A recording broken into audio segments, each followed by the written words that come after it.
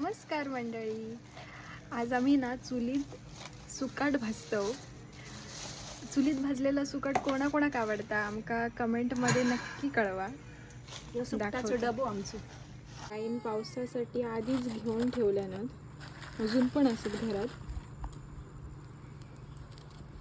आणि आमच्याकडे इकडे खाली एक छोटी चूल केलेली असा.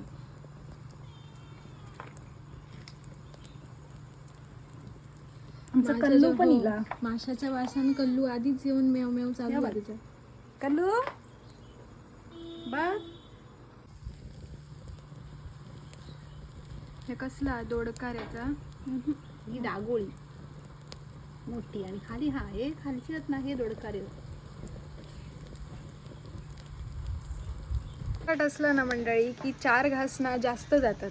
आणि पिठी भात आणि सुकाट असतात तर विचारूच नको. आणि उकडो भात, पिठी आणि उकडो भात